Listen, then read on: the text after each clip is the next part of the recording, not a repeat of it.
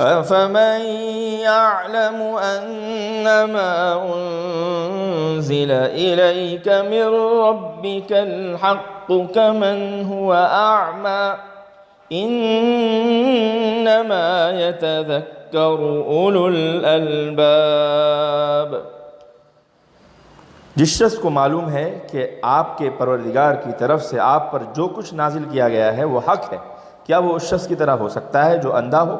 یقیناً سمجھدار لوگ ہی نصیحت حاصل کرتے ہیں۔ اس آیت کریمہ میں یہ فرما دیا گیا کہ مومن اور کافر دونوں کا الگ الگ انجام جو پہلے آپ نے پڑھا اور سنا، اب ایسا جو ہوا وہ بالکل عین عقل اور عین حکمت کے مطابق ہے۔ کوئی عقل مند یہ نہیں کہہ سکتا کہ ایک بالکل اندھا جسے کچھ نظر نہ آئے، یوں ہی اناپ شناپ اندھیرے میں پڑا ٹھوکریں کھا رہا ہو،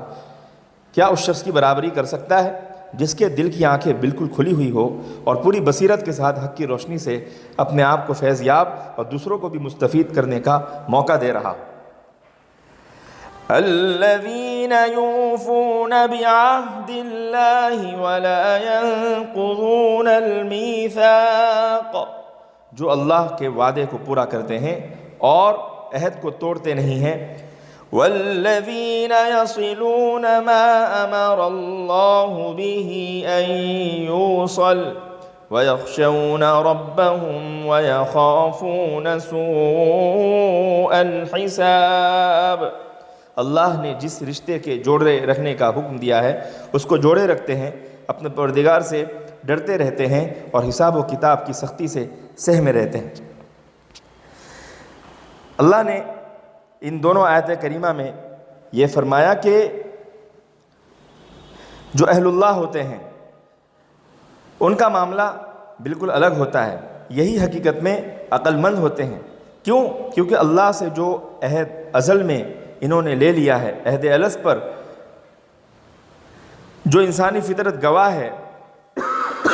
اور انبیاء علیہ الصلوۃ والتسلیم کی زبانی جو عہد لیے گئے ہیں، ان سارے عہد کو یہ لوگ پورا کرتے ہیں، کسی عہد کو توڑتے نہیں۔ نیز بذات خود کسی معاملے میں خدا سے یا بندوں سے جو وعدہ کرتے ہیں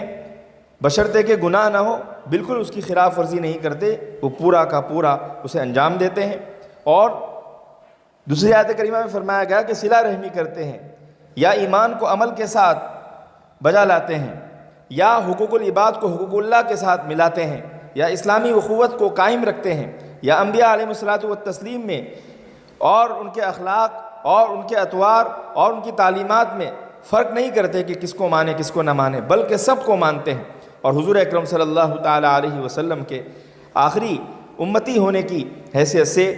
یہ عقیدہ رکھتے ہیں کہ حضور کی باتوں پر ہمارا اس طرح ایمان ہے، کریں گے تو کامیاب ہوں گے، نہیں کریں گے تو ہم ناکام ہوں گے۔ اور حق تعالیٰ کی عظمت و جلال کا تصور کر کے لرزہ اور ترسا رہتے ہیں، اور یہ اندیشہ انہیں لگا رہتا ہے کہ وہاں جب ذرے ذرے کا حساب ہوگا تو ہمارا کیا حال ہوگا اور ہمارے ساتھ کیا صورت پیش آئے گی، اس کا وہ خوف کرتے ہیں۔ تو خلاصہ یہ نکلا کہ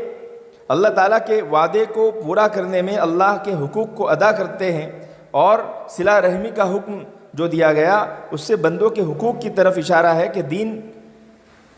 جس طریقے سے یہ سمجھتے ہیں کہ اللہ تعالیٰ کا حق ادا کیا جائے، وہیں پر یہ بھی سمجھتے ہیں کہ اللہ تعالیٰ کے بندوں کا بھی حق ادا کیا جائے۔